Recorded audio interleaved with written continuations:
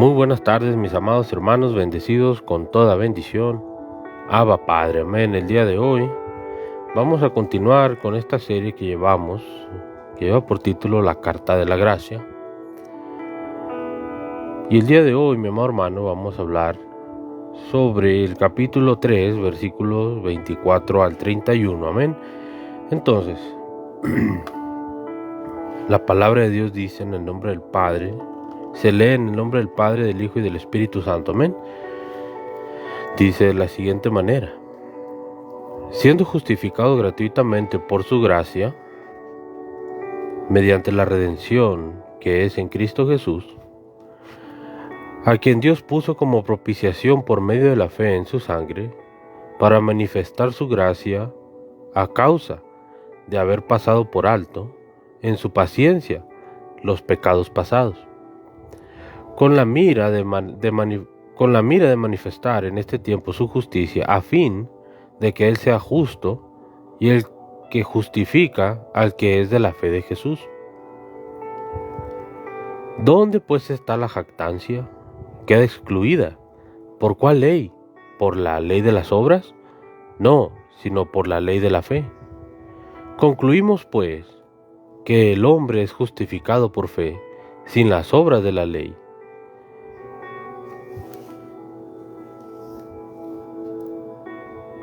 ¿Es Dios solamente Dios de los judíos? No, ¿es también Dios de los gentiles? Ciertamente también de los gentiles. Dice el 30. Porque Dios es uno y Él justificará por la fe a los de la circuncisión y por medio de la fe a los de la incircuncisión. Luego por la fe invalidamos la ley, de ninguna manera, sino que confirmamos la ley. Bueno, mi amado hermano, en nuestro estudio de la carta a los Romanos, el día de hoy llegamos al versículo 24 de este tercer capítulo. ¿Sí? Nos encontramos con el pasaje que trata sobre el importantísimo tema de nuestra salvación.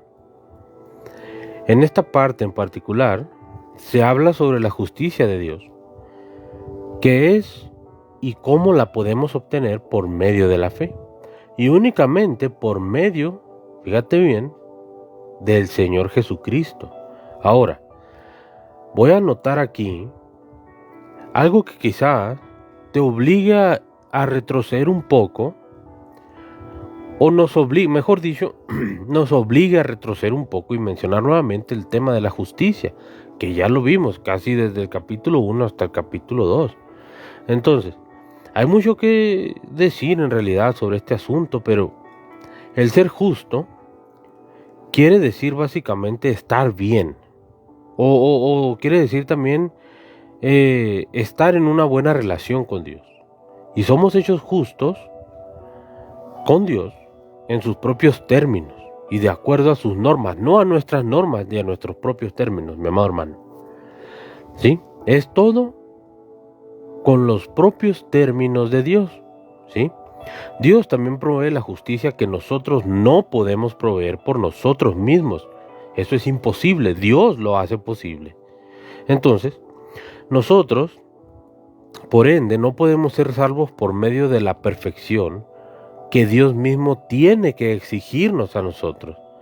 Usted y yo somos incapaces, mi amado hermano, de proveer tal perfección, ¿sí? Él no nos puede salvar en nuestro estado de imperfección por lo que Él mismo es, ¿sí? ¿Sí vas entendiendo? Ahora, de modo que Dios provee para nosotros lo que llamamos una justicia. Perdón. Dios provee una justicia. Ahora, otra vez nos preguntamos, ¿qué es la justicia? Muchos se han de estar preguntando, bueno, entiendo que yo no alcanzo a ser lo que Dios quiere que sea, por eso murió Cristo, pero ¿a qué se refiere con justicia?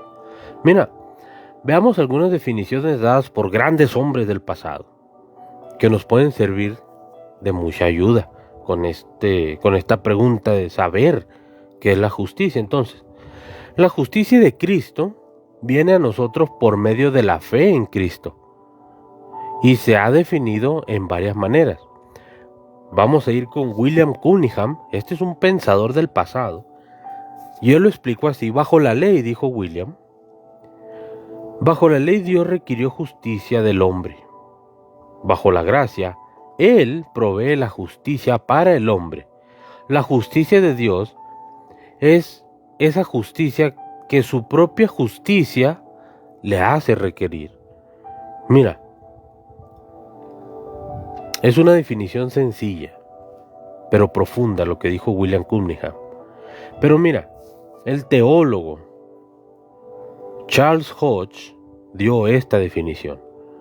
Es esa justicia, dijo Charles, de la cual Dios es el autor y Él está disponible ante Él, y que está disponible ante Él, que satisface y asegura su aprobación.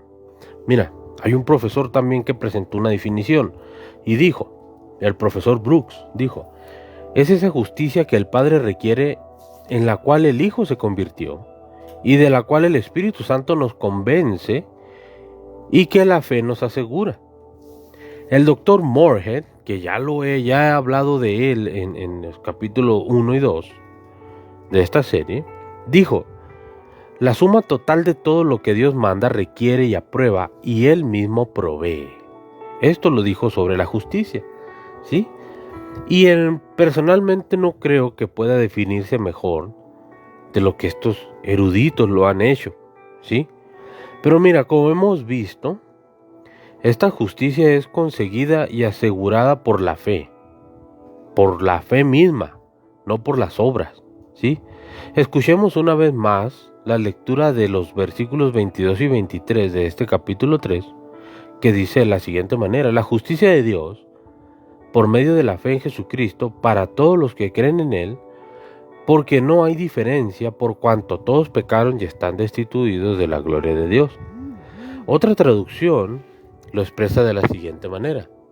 Fíjate bien, la Nueva Versión Internacional dice: Dios, por medio de nuestro Señor Jesucristo, declara justos a todos los que creen. Fíjate bien la diferencia de los textos. Lo voy a volver a leer. Dios, por medio de nuestro Señor Jesucristo, declara justos a todos los que creen, pues no hay diferencia, porque todos han pecado y están lejos de la presencia gloriosa de Dios. Mira, hermano, esa justicia se obtiene por la fe, no por medio de las obras. El Señor Jesucristo lo declaró bien cuando en el relato del Evangelio de Juan, capítulo 6, versículos del 28 al 29, le preguntaron: ¿qué podemos hacer para poner en práctica las obras de Dios? Respondió Jesús y les dijo: esta es la obra de Dios, que creáis en el que Él ha enviado. Mira, hermano, lo importante acerca de asegurarse esta justicia de Dios no es que haya algún mérito en la fe suya, o algo de mérito en el simple hecho de creer, porque en realidad la fe no es una obra de parte suya. ¿Sí me va entendiendo hasta aquí? La fe usted no la genera, no, usted la genera, pero no es algo que usted le haya nacido. Dios se lo dio a usted.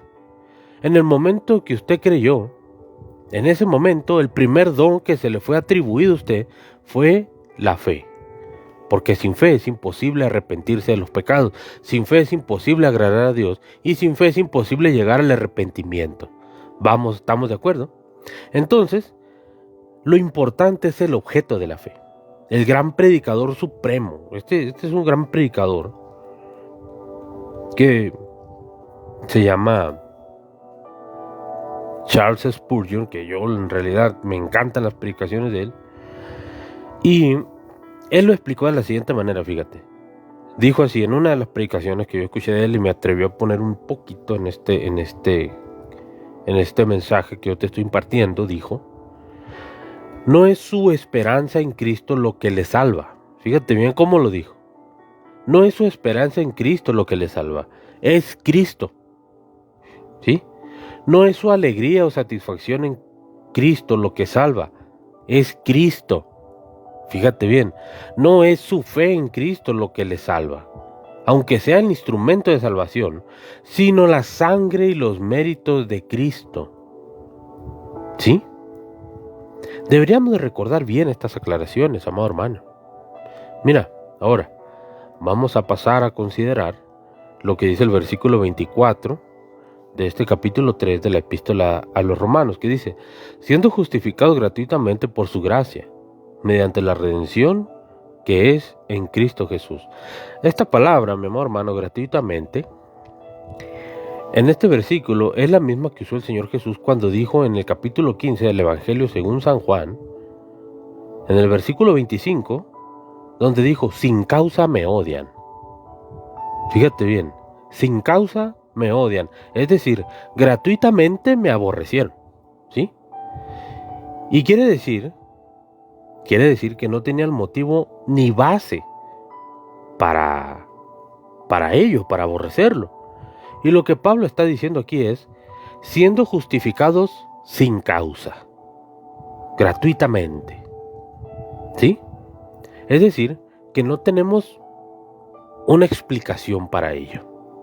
Dios no ve en nosotros nada para hacerse exclamar. No ve en nosotros nada como para poder exclamar: ¡qué gente más buena tengo! ¿Sí? Voy a hacer algo por ellos. Dios no ve en nosotros nada para decir esta exclamación. Como ya hemos podido ver, no hay nada en nosotros que pueda merecer la gracia de Dios, mi amado hermano, aparte de nuestra gran necesidad de Dios. Entonces, somos justificados sin causa. Es por su gracia, mi amado hermano. Y esto quiere decir que no hay ningún mérito en nuestra parte o de nosotros para lograr la justificación sin causa. ¿Sí? La gracia es un favor inmerecido de Dios. Eso se llama amor en acción. Y es por medio de la relación y la redención de Cristo la que trae la liberación hacia nosotros, ¿sí? La liberación que hay en Cristo Jesús es el medio de la redención de nosotros también. Entonces, la redención siempre está ligada a la gracia de Dios. ¿Por qué?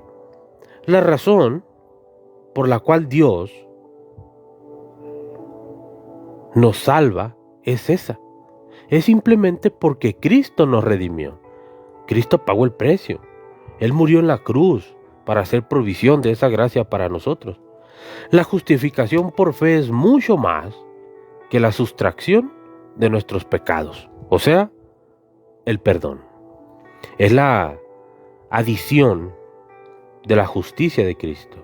En otras palabras, no somos meramente restaurados a la posición que tenía Adán antes de su caída, ¿sí? Sino que ahora somos colocados en Cristo, donde permaneceremos para siempre, por toda la eternidad, como hijos de Dios, mi amado hermano. Fíjate, te voy a poner un ejemplo. Juan Bunyan, este escritor hizo el libro de El progreso del peregrino, se lo recomiendo. Se llama Juan Bunyan, o Juan Bunyan. El escritor casi se volvió loco, por así decirlo, porque se dio cuenta que era un gran pecador y que no tenía ninguna justicia en sí mismo. Entonces se estaba volviendo loco porque descubrió eso en su persona. Y él dijo en su libro: cuando Dios me mostró a Juan Bunyan como él veía a Juan Bunyan, ya no confesé más que era un pecador, sino que yo era pecado. Desde la coronilla de mi cabeza hasta las plantas de mis pies, estaba lleno completamente de pecado. Entonces, Bunyan luchaba con este problema de cómo estar ante Dios, aun cuando sus pecados habían sido perdonados. ¿Sí? ¿Dónde podría él obtener una posición favorable ante Dios, mi amado hermano, el día de hoy? Y si así fue, entonces una noche, andando por el campo, luchando siempre con este problema, Juan recordó las palabras del apóstol Pablo, quien fue otro gran pecador, hasta el punto en que se llamó el pecador más grande de todos. Entonces, al recordar Juan Bunyan, las palabras de Pablo, sintió como si su carga se deslizara de sus espaldas. Aquellas palabras las encontramos en la carta del apóstol Pablo a los Filipenses, en el capítulo 3, versículo 9, donde dijo: y ser hallado en él, no teniendo mi propia justicia, que se basa en la ley, sino la que se adquiere por la fe en Cristo, la justicia que procede de Dios y se basa en la fe. Mira, hermano, como reseña, cuando uno lee el libro del progreso, del peregrino, te das cuenta en realidad que está construyendo la historia de la vida de Juan Bunyan, ¿sí? Y él hace que la conozcas, esa vida. Entonces, si no has leído el libro, si ya lo leíste, recordarás que cuando el peregrino llegó con su pesada carga cuestas a la ciénaga del desaliento, no sabía qué hacer, hasta que llegó a la cruz y ahí su carga cayó al suelo y confió en Cristo como su Salvador. Te recomiendo mucho este libro, ¿sí? Te lo recomiendo, El progreso del peregrino se llama. No me pagan ni nada por hacerte promoción, ¿no? Pero yo en realidad te lo recomiendo mucho. Lo puedes ver, lo puedes escuchar en audiolibro. Entonces por ahí lo descargas en tu app de aplicaciones. Amén. Entonces, volviendo al tema, es de esta misma manera, mi estimado oyente, como Dios nos salva. Por la gracia. Esa es la fuente de la cual fluye el agua viviente de Dios en esta época de la gracia. Y es así, gracias a lo que Dios ha hecho, enviando a la muerte a su Hijo, Dios puede salvarnos por gracia. Y el apóstol Pablo, escribiendo a los Efesios, dijo en el capítulo 2 de aquella carta, el versículo 4 y 5, dijo: pero Dios, que es rico en misericordia, por su gran amor con que nos amó, aun estando nosotros muertos en pecados, nos dio vida juntamente con Cristo. Por gracia sois salvos. Hay un comentarista que también me gusta mucho las fijaciones bíblicas que hace. Se apellida Newell. Él dijo lo siguiente sobre la gracia. Dijo: la gracia de Dios es amor infinito, operando por medios infinitos el sacrificio de Cristo, y una libertad infinita, libre de restricciones temporales de la ley. Mira, mi amado hermano, de modo que hoy un Dios santo puede tener su mano hacia nosotros y suplir nuestras necesidades. Es maravilloso saber que un Dios santo es libre para salvar a aquellos que confían en Cristo. Todo lo relacionado con la salvación de Dios es un grato ofrecimiento. ¿Por qué? Porque es infinito en su alcance, es inalterable en su carácter, y todo, mi amor hermano, está posible, pero solo en la persona de Cristo Jesús. Él es el único que pudo pagar el precio, como dijo el apóstol Pedro, cuando habló a la nación de Israel en el capítulo 4 del libro de los Hechos de los Apóstoles. En el versículo 12, Pedro dijo: y en ningún otro hay salvación, porque no hay otro nombre bajo el cielo dado a los hombres por el que podamos ser salvos.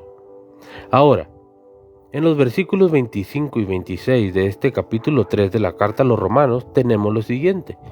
Dice de la siguiente manera Pablo: a quien Dios puso como propiciación por medio de la fe en su sangre, para manifestar su justicia a causa de haber pasado por alto en su paciencia los pecados pasados, con miras a manifestar en este tiempo su justicia, a fin de que Él sea justo y el que justifica al que es de la fe de Jesús.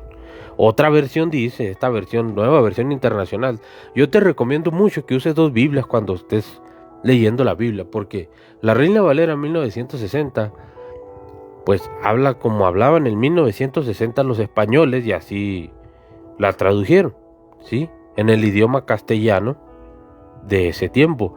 Entonces, la nueva versión internacional, o la nueva traducción viviente, dicen las cosas en este tiempo, ¿sí?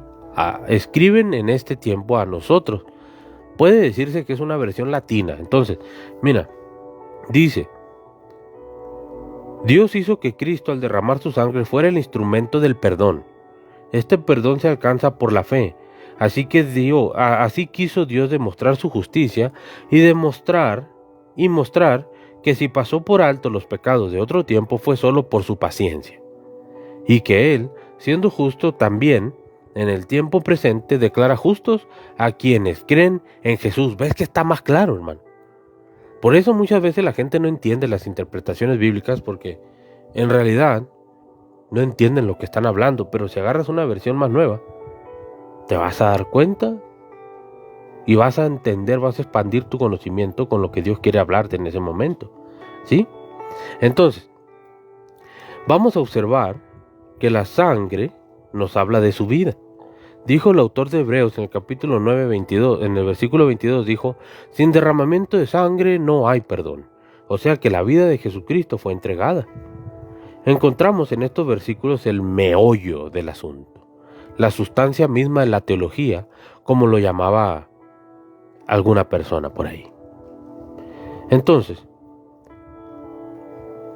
quiero pensar que probablemente no hay en toda la Biblia otro pasaje que destaque más profundamente la justicia de Dios. ¿Sí? A quien Dios puso, dice. A quien Dios puso, dice aquí. Aquí podemos apreciar a Dios como el único arquitecto de la salvación. Y Él es quien puede salvar el día de hoy. Usted y yo, estimado oyente, no podemos salvarnos. No hay religión que pueda salvar a nadie. Nosotros no nos podemos salvar a nosotros mismos, ni podemos salvar a nadie más. ¿Sí? El que hace esto es Cristo. El apóstol Pablo, escribiendo a los Corintios, dijo en la segunda carta, en el capítulo 5, en el versículo 18, y todo esto proviene de Dios, quien nos reconcilió consigo mismo por Cristo. Y fue Dios, mi amado hermano, quien lo hizo. Y Él nos da el ministerio de la reconciliación, y todo lo que el Santo Dios nos pide el día de hoy es que nos reconciliemos con Él. ¿Sí? Entonces, la frase "a quien Dios puso como propiciación" se remonta a más de 2000 años atrás en la historia, cuando Cristo fue expuesto como el Salvador. Usted recordará que el velo o la cortina del templo ocultaba el arca y su tapa o propiciatorio. ¿Sí? Si has leído, vas a saber esto. Entonces, esto era el lugar donde se celebraría el rito de la expiación de los pecados de Israel. Era el lugar donde Dios otorgaba el perdón. ¿Sí? Solo el sumo sacerdote podía entrar ahí, más allá de esa cortina. Cuando Cristo murió, esa cortina fue rasgada. Y Dios ha puesto ante nosotros a Cristo como en el trono propiciatorio. Hablando del propiciatorio, o tapa del arca, el capítulo 9 de la carta de los Hebreos dice en el versículo 5, y sobre ella los querubines de gloria que cubrían el propiciatorio. La misma palabra para propiciatorio fue usada en este libro 25 veces. Y fue usada en este versículo que acabamos de leer también. Entonces, Cristo ha sido pues presentado como el propiciatorio. Lucas capítulo 18:3. Si usted recuerda el relato del publicano que fue al templo a orar, él en realidad necesitaba del propiciatorio, pero no lo podía lograr porque por ser un publicano, o mejor dicho, un recaudador de impuestos, había sido excluido del templo y no podía ir allí para implorar misericordia, y tampoco podía implorar el perdón de Dios. Lo que él oró fue: Dios, sé propicio a mí, pecador. Pero en realidad quería decir: Dios, si solo hubiera un propiciatorio para un pobre publicano como yo. Ahora, lo que Pablo está diciendo aquí es que hay un propiciatorio expuesto para todos, mi amado hermano. Dios ha dado a conocer a Cristo como una propiciación por la fe en su sangre. Y es maravilloso saber que el día de hoy tenemos un Dios santo que con agrado y con gozo y satisfacción ofrece al mundo un lugar de misericordia como el propiciatorio. Ahora, y Dios no le salva a usted con reticencia, ¿sí? Si usted viene a Dios, Él le salvará incondicionalmente, generosamente. En el Evangelio según San Juan, el capítulo 6, versículo 37, nos dice, y al que a mí viene no le echo fuera. Esto es maravilloso. El publicano se había quedado afuera. Y nosotros, estimado oyente, también nos habríamos quedado fuera del Dios Santo. Pero el camino ha sido abierto para nosotros por medio de la sangre que derramó Cristo en la cruz. Ahora, veamos la frase. Para manifestar su justicia a causa de haber pasado por alto en su paciencia los pecados pasados. Esto no significa sus pecados y los míos del pasado, no, mi amado hermano, sino se refiere a los pecados de los que vivieron antes de la cruz, es decir, en la época anterior a la cruz, ¿sí? En el Antiguo Testamento, la gente compraba un corderito, porque la ley lo exigía.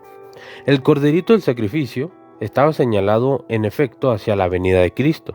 Ahora, nadie, fíjate bien, nadie en esa época creía que el corderito pudiera quitar sus pecados. Ninguna persona pensaba eso. Si usted hubiera estado junto a Abel, por ejemplo, cuando él presentó un cordero a Dios y le hubiera preguntado, Abel, ¿cree usted que el cordero quitaría sus pecados? De seguro Abel te hubiera respondido, no. Entonces usted quizá le hubiera preguntado otra vez, ¿por qué lo trajiste pues? Si no va a quitar los pecados, ¿por qué lo trajiste? Y Abel te hubiera respondido, Dios me lo exigió. Él nos mandó que se lo trajéramos. ¿Ves? En el capítulo 11 de la carta a los Hebreos, el versículo 4 dice, por la fe Abel ofreció a Dios más excelente sacrificio que Caín. En otras palabras, lo hizo por una revelación. Y en el versículo 10 de esta epístola a los Romanos, en el versículo 17, leemos, la fe es por el oír y el oír por la palabra de Dios. La única manera en que Abel pudo haber ofrecido un sacrificio por la fe fue porque Dios le dijo que lo trajera. ¿Te das cuenta? Usted le podría haber preguntado directamente a Abel, ¿sabes específicamente lo que Dios realmente piensa? Y yo creo que Abel pudo haberte respondido, pues Dios lo ha dicho a mi madre que vendría un Salvador. No sabemos cuándo va a venir, pero hasta que el Salvador venga tenemos que hacer esto porque tenemos que vivir por fe. Así es cuando leemos aquí en este capítulo 3 de la epístola a los Romanos los pecados pasados. Quiere decir que hasta el momento en que Cristo murió, Dios salva a crédito, ¿sí? Y utilizamos este término comercial porque explica mejor lo que ocurrió. Dios no salvó a Abraham porque él trajo un sacrificio. No, Dios nunca salvó a nadie por traer un sacrificio, ¿sí me está entendiendo? El sacrificio señalaba hacia Cristo. Y cuando Cristo vino, Él pagó por todos los pecados del pasado y también por los pecados de la época posterior a la cruz, en la cual nos encontramos. ¿Sí? Ahora, de este lado de la cruz, nosotros no traemos sacrificios, pero debemos confiar en Cristo y en la eficacia de su sacrificio. Después Pablo hizo una pregunta, dice en la primera parte del versículo 27, dice, ¿dónde pues está la jactancia? Mira hermano, si Dios está salvando el día de hoy por la fe, que es en Cristo, y no por nuestros méritos o nuestras obras, entonces, ¿qué lugar queda para el orgullo del ser humano? ¿Qué podemos jactarnos hoy en día? No nos queda nada para enorgullecernos, mi amada hermana. Entonces Pablo contestó esta pregunta sobre la jactancia en el versículo 27, que dice, ¿queda excluida por la ley? ¿Por la de las obras? No, sino por la ley de la fe. Mira, mi amado hermano, Pablo quiere decir aquí, refiriéndose a la ley, que no se limita a la ley del Antiguo Testamento, sino que habla del principio de la ley, de cualquier ley, cualquier cosa que usted cree que pueda hacer. Y en la segunda referencia a la ley, por supuesto, excluye la ley del Antiguo Testamento. Y quiere decir sencillamente una regla o un principio de fe. En otras palabras, Dios salva a la raza humana no en base a un sistema de méritos, sino en base a creer en lo que Él ha hecho por nosotros. Por lo tanto, su obra excluye nuestra jactancia. Ahora, el versículo 28 lo leemos. Concluimos, pues, que el hombre es justificado por la fe sin las obras de la ley. Fíjate bien. Ahora, esta no fue una conclusión a la cual llegaría Pablo, ¿sí? Y ni siquiera un resumen de lo dicho, sino que estaba más bien dando una explicación del por qué se excluía a la jactancia. ¿Y por qué quedaba excluida, amado hermano? Bueno, porque el hombre humano, mi estimado oyente, es justificado por la fe, no por otras cosas. Entonces Pablo presentó su argumento final en el versículo 29, donde dice: ¿es Dios solamente Dios de los judíos? ¿No es también de los que no son judíos? Ciertamente, también de todas las naciones. En otras palabras, ¿pertenece a Dios solamente a los judíos o pertenece también a la gente de todas las naciones? Y Pablo dijo: sí, también a los que no son judíos. El argumento que Pablo presentó aquí fue muy convincente. Pablo dijo: si la justificación es por la ley, entonces Dios pertenece a los judíos. Pero si la justificación es por la fe, entonces Él es Dios de los judíos y de los que no son judíos. Veamos pues la lógica de esta afirmación. Fíjate bien, si los judíos persistían en su posición, entonces deberían haber dos dioses. Uno para los judíos y otro para los no judíos. Pero el judío no permitiría esto. ¿Por qué? Porque el judío, mi amado hermano, es monoteísta. Es decir, cree en un solo Dios. Y probablemente la declaración más importante jamás dada a la nación de Israel la encontramos en el libro de Deuteronomio, en el capítulo 6, en el versículo 4, donde leemos: oye Israel, el Señor nuestro Dios, el Señor uno es. Y ese fue el vibrante mensaje que Dios proclamó al mundo pagano antes de que Cristo viniera. Ahora, veamos el versículo 30, donde dice: porque no hay más que un Dios, el Dios que declara justos a los que tienen fe, tanto si están como si no están circuncidados. Mira, en otras palabras, hay un solo Dios. Y en el Antiguo Testamento Dios dio la ley a los hombres. Pero el hombre fracasó. Pero Dios no lo salvó porque guardara o cumpliera la ley. ¿Sí me estás entendiendo? Ahora, la salvación se obtuvo siempre por medio de un sacrificio. Ese sacrificio lo tenía que llevar el ser humano y lo debía de llevar con fe, señalando todo esto hacia la venida del Señor Jesucristo. Ahora, el 31 dice: luego por la fe, ¿invalidamos la ley? De ninguna manera. Más bien, confirmamos la ley. Esta referencia a la ley nos trae otro significado de esta palabra. No está limitada en esta ocasión al sistema mosaico. Tampoco se refiere a cualquier ley, te voy a decir por qué. Porque se está refiriendo a toda revelación del Antiguo Testamento. La fe excluye las obras de la ley. ¿Anulo entonces toda revelación del Antiguo Testamento?, dijo Pablo. Por supuesto que no. ¿Sí? Y Pablo está demostrando este argumento en el próximo capítulo. Y lo va a demostrar. Es decir, en el capítulo 4 de la Epístola a los Romanos, por medio de las ilustraciones de dos personajes del Antiguo Testamento, que fueron Abraham y David. Aquellos dos personajes tan sobresalientes fueron salvos no por la ley, sino por la fe. Por empezar, Abraham nació y vivió 400 años antes de la entrega de la ley. ¿Sí? Abraham no vivió en base a la ley de Moisés, porque simplemente en ese tiempo no existía. Dios le salvó en base a la fe. Ahora, ¿qué vamos a decir de David? Ahora, sinceramente, ¿usted cree que David podía haber sido salvado al cumplir la ley? Responda sinceramente. Por supuesto que no, mi amado hermano. El Antiguo Testamento dejó bien en claro que David quebrantó la ley, y sin embargo Dios le salvó. ¿Y cómo pasó eso? Bueno, le salvó por la fe. David confió en Dios, creyó en Dios. Incluso después de cometer sus pecados, se acercó a Dios confesando sus pecados y Dios le aceptó salvándole por la fe. ¿Te das cuenta, hermano?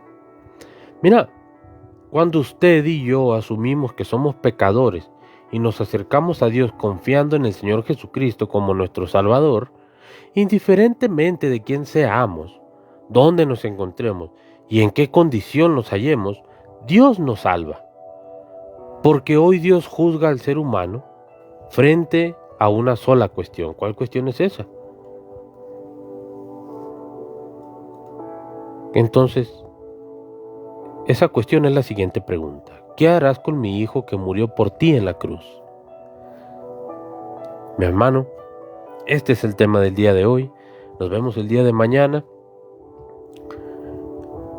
a las 7:30, hermano. Nos vemos el día de mañana a las 7:30 con la continuación de este tema, la carta de la gracia. Les amo en el amor de Cristo, mi amado hermano. Ama más, perdona más, vive tu vida al máximo. Baruch Hashem Adonai, Abba Padre.